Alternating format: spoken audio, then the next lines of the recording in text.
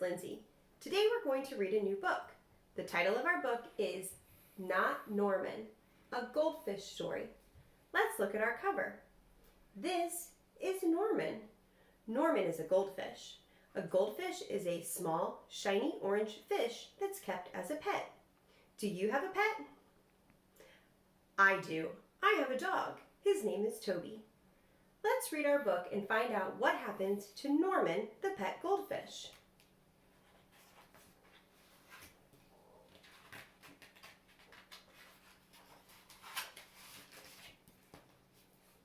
When I got Norman, I didn't want to keep him.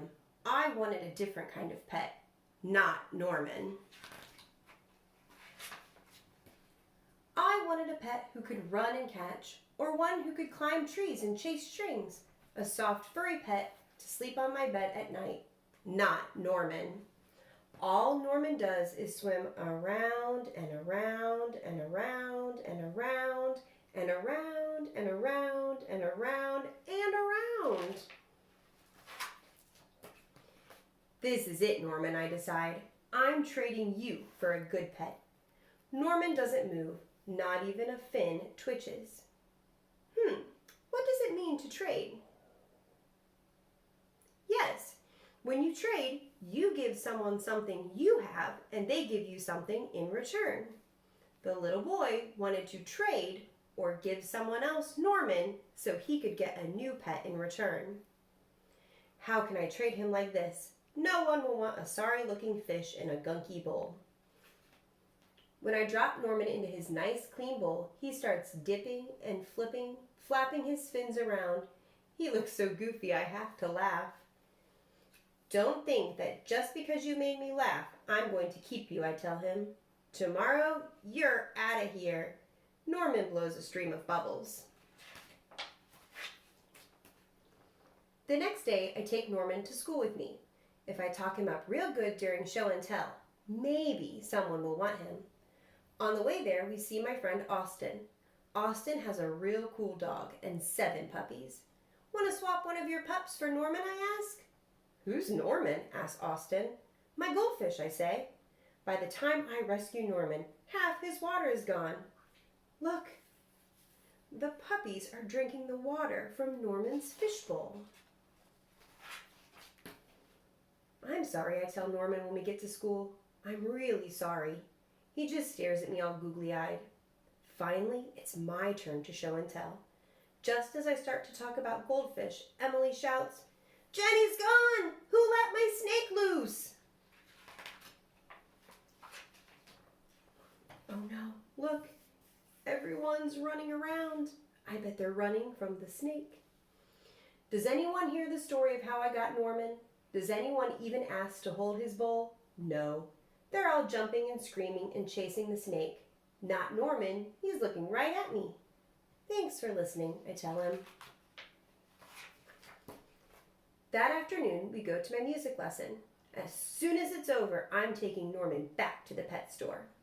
I take out my tuba and begin to play. I glance over at Norman. He's swaying back and forth.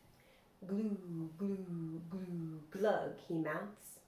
Look, Norman's singing, I say. Pay attention, snaps Maestro, and try to play the proper notes. Maestro makes me stay for extra practice. By the time my lesson is over, it's too late to go to the pet store.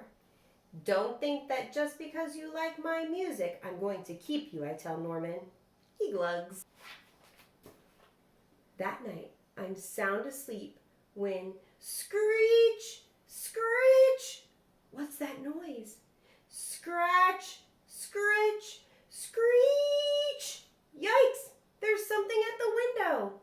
Then, out of the corner of my eye, I spot. I wonder what the little boy sees. Let's turn the page and find out. Norman! He isn't scared.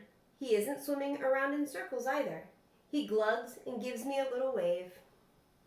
I'm not alone. Together, Norman and I slide open the curtains. It was just a broken tree branch. Thanks for watching out for me, Norman. On Saturday, I take Norman to the pet store just like I said I would. I look at the cats and dogs and snakes and birds. I look at the hamsters and mice and lizards too. They all look like good pets, but they are not Norman. When I got Norman, I wasn't sure I wanted to keep him. But now, even if I could pick any pet in the whole world, I wouldn't trade him. Not Norman. The little boy decided to keep Norman. How do you think that makes Norman feel? Yeah, I think that makes him feel happy too. That's the end of our story. Thanks for reading with me today. Bye!